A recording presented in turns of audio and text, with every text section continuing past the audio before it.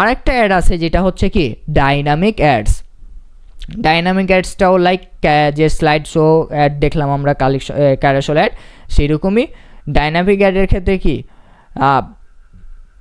যেটা মূল বিষয় ডাইনামিকের ক্ষেত্রে আপনি এখানে আপনার দারাজ নিয়ে যখন উদাহরণ দিলাম, ধরেন আমি এই প্রোডাক্টটা দারাজের ওয়েবসাইটে আসলাম, দারাজের ওয়েবসাইটে এসে আমি এই ক্যামেরাটা নিতে যাচ্ছি, ক্যামেরাটাতে আমি ক্লিক করলাম, কিন্তু ক্লিক করার পর আমি কি করলাম, নিলাম না, আমি চলে আসলাম।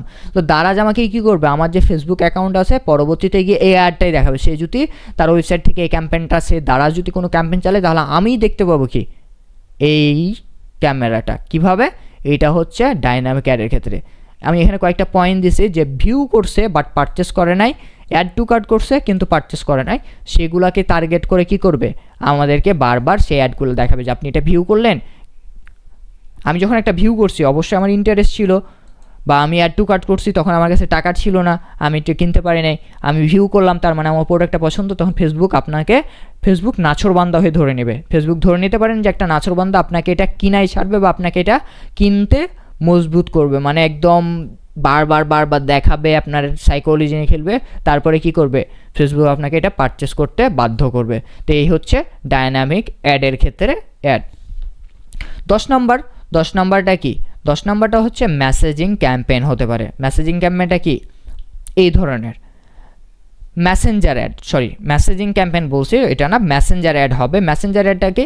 আপনি মেসেঞ্জারে অ্যাড চালাবেন। মেসেঞ্জারে অনেক সময় আমরা দেখি বিভিন্ন প্রোডাক্টের আমাদেরকে এই ধরনের কি আসে, অ্যাড আসে, ভিউ মোড দিয়ে এখানে এরকম থাকবে এবং এই ছোট্ট করে কোনায় একটা অ্যাড লেখা থাকবে, এটা হচ্ছে পেজের নাম।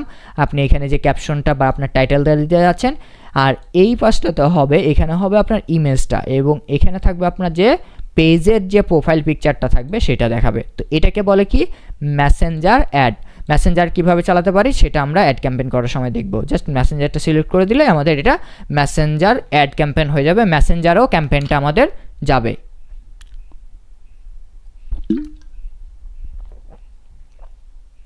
এখানে আরও অনেক ধরনের আছে, স্টোরি অ্যাড আছে।